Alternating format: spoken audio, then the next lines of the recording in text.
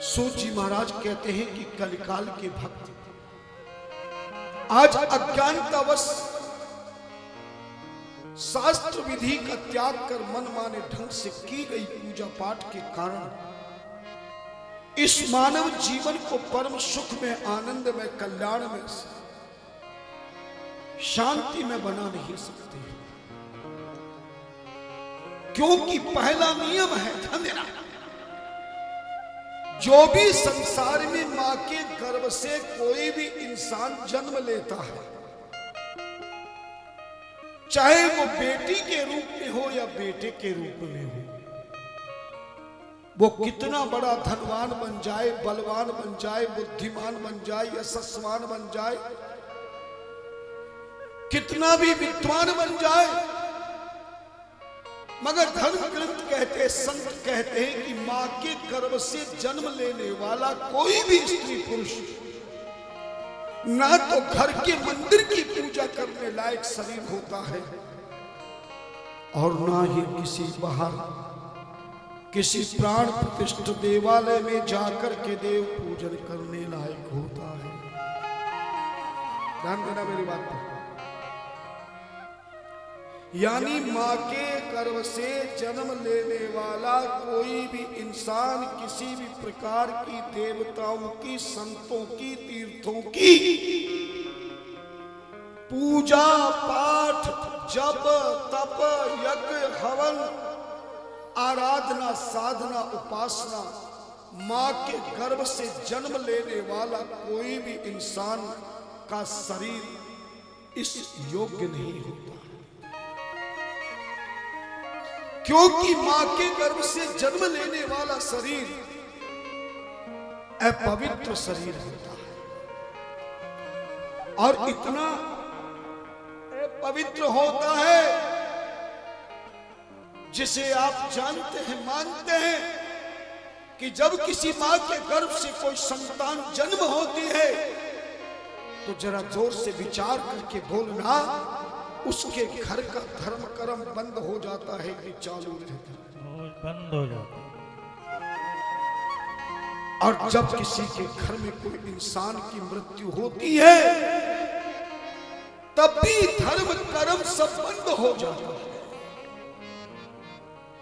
ये मानव शरीर जो मां ने जन्म दिया है, पिता ने जन्म दिया है, पितरों ने पीढ़ी दी है, अंश दिया है, ये पंच तत्वों से बना हुआ शरीर, याद रखना, ये पंच तत्वों से बना हुआ शरीर किसी भी देवी देवता का पूजा पाठ, जब तप, यज्ञ हवन करने लायक नहीं होता है। अगर आपको मेरी बात पर अभी विश्वास नहीं तो रामचरितमानस की मैं एक चौपाई बोल देता हूं, जो चौपाई स्वयं भगवान श्री राम अपने मुख से कहते हैं कि मानव शरीर कैसा है। क्षिति जल पावक, क्षिति जल पावक गगन समीरा, पंच रचित यह अधम शरीरा, पंच रचित अधम शरीरा। भगवान श्री राम स्वयं कहते हैं, क्षिति जल पावक गगन समीरा, पृथ्वी, आकाश, जल, हवा और अग्नि, इन पांच तत्वों से बना हुआ ये मनुष्य का शरीर, स्त्री का हो या पुरुष का, गरीब का हो या धनवान का, कमजोर का हो या बलवान का, मूर्ख का हो या विद्वान का, इस मानव शरीर को भगवान श्री राम कहते हैं पंच रचित यह अधम शरीर। ये सारे 84 लाख योनियों के शरीरों में से मां के गर्भ में जन्म लेने वाला शरीर इतना अधम होता है कि ये पशुओं से भी गिरा शरीर कहा गया है। जिसके जन्म लेते ही घर में अपवित्रता हो जाती है, जिसके शरीर को त्यागने पर अपवित्रता प्रारंभ हो जाती है। सच बताओ, किसी के घर में गाय बच्चे को जन्म दे या भैंस बच्चे को जन्म दे, बकरी बच्चे को जन्म दे, क्या उसके घर में धर्म कर्म पाठ पूजा बंद हो जाती है क्या? नहीं। एक पशु के पक्षी के बच्चे के जन्म देने पर किसी के धर्म कर्म का व्यवधान नहीं होता, धर्म कर्म रुकता नहीं। मगर ये मानव शरीर इतना अपवित्र है, इसके जन्म लेते ही, इस शरीर के जन्म लेते ही उस कुल खानदान में पाठ पूजा जब तक यज्ञ हवन बंद हो जाता।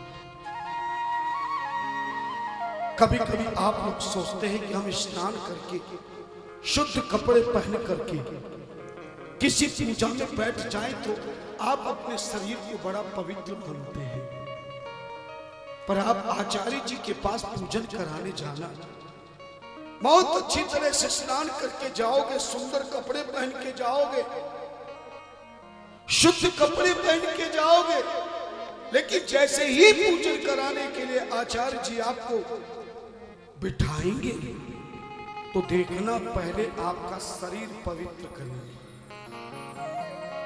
और कभी मंत्र सुना हो तो आचार्य जी 3 बार आचमन कराते, केशवाय नमः, माधवाय नमः, नारायणाय नमः। 3 आचमन कराने के बाद हाथ धुलाते हैं और आपके शरीर पर फूल से, दुर्वा से जल के छींटे दे करके वो मंत्र में पहला ही मंत्र बोलते हैं, ऐ पवित्र है, ऐ मनुष्य, जो तू पूजा पाठ कराने के लिए यजमान बैठा है, तेरी पूजा पाठ अभी नहीं हो सकती, क्योंकि तेरा शरीर अपवित्र है। अपवित्र है, पवित्रो वा सर्वस्थान गतोपि वा यह स्मरेत पुंडरीकाक्षम सर्वाया भ्रांतः शुचि। इस अपवित्र शरीर को मैं पवित्र बनाने के लिए हरि का नाम स्मरण कर रहा हूं, ताकि ये तेरा शरीर पूजा करने लायक तैयार हो जाए।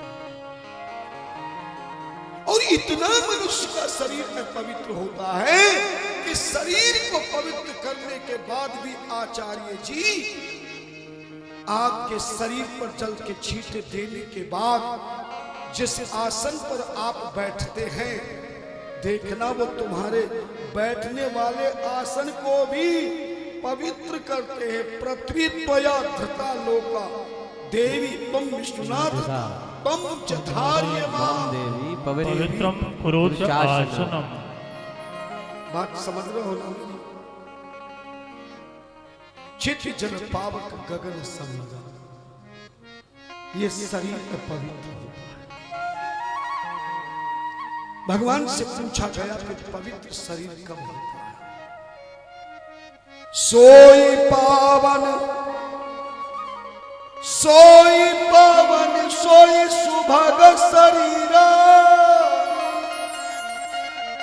जो तन पाई भजई रघुबीरा।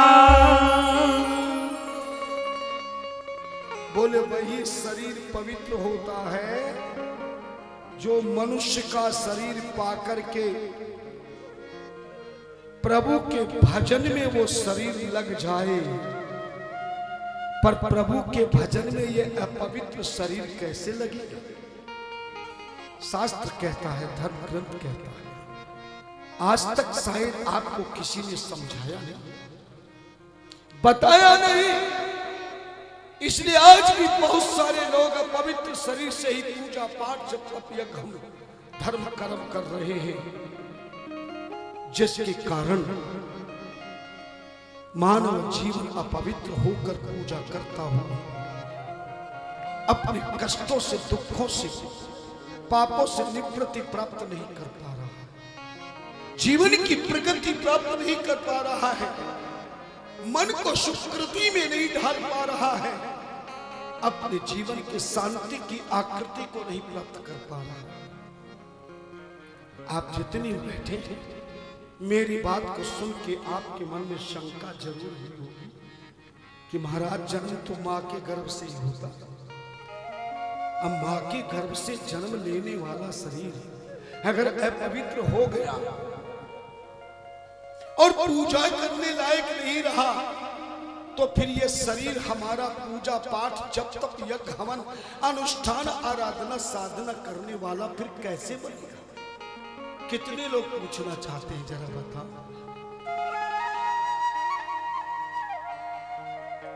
शास्त्र कहता है, श्लोक बोल देता हूं, धर्म ग्रंथ कहते हैं, ये मानव शरीर पहला जन्म मां के गर्भ से लेकर पवित्र होता है, क्योंकि मां के द्वारा तैयार किया हुआ, माता पिता के द्वारा तैयार किया मानव शरीर, ये फिजिकल बॉडी कहलाती है, भौतिक शरीर कहलाती है।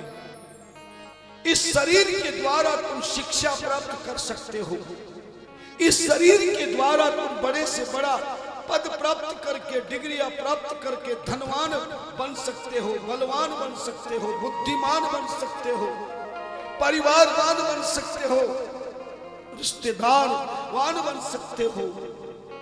इससे आप धन कमा सकते हैं, मकान बना सकते हैं, दुकान बना सकते हैं, मेहमान बना सकते हैं, अपना सम्मान बना सकते हैं।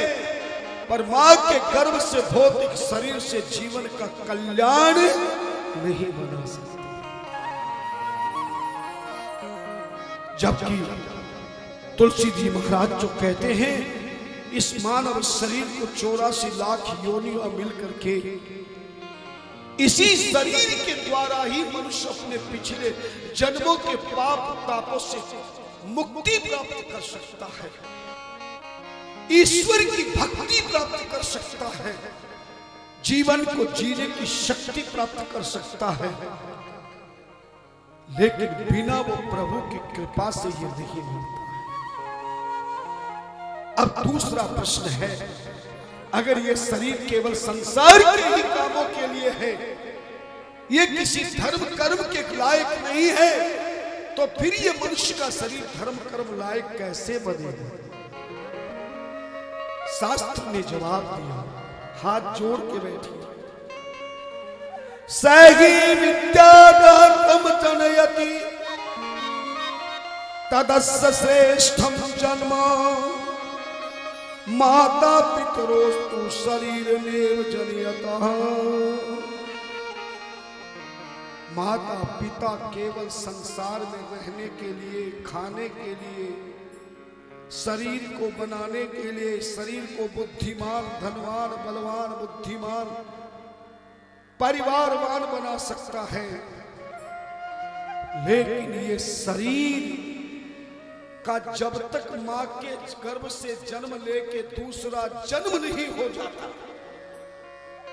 तब तक ये शरीर मानव का, स्त्री का हो या पुरुष का हो, विद्वान का हो या ज्ञानवान का हो या धनवान का हो, जब तक इसका दूसरा जन्म नहीं हो जाता, तब तक ये किसी धर्म कर्म करने के लायक नहीं होता है।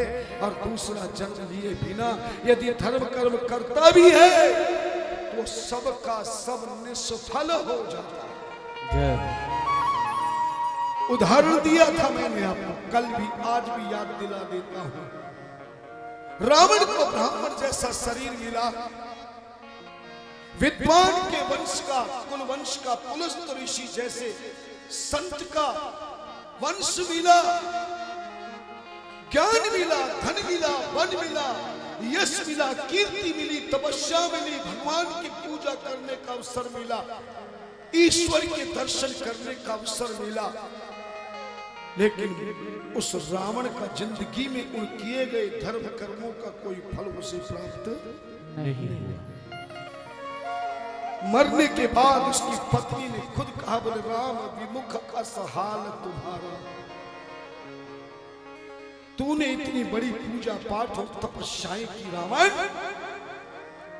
मेरी जैसी धर्म पत्नी तुझे मिली, पुरुष जैसा तुझे ब्राह्मण का कुल मिला, दुनिया की त्रिलोकी की सबसे बड़ी विद्या तुझे मिली, धन तुझे मिला, तपस्या तुझे मिली, ईश्वर के दर्शन तुझे मिले, लेकिन तेरा शरीर अपवित्र होने के कारण तुझे किसी भी प्रकार का धर्म कर्म का लाभ प्राप्त नहीं। धन्यवाद, समझने की कोशिश करना, क्योंकि रावण में दूसरा जन्म नहीं,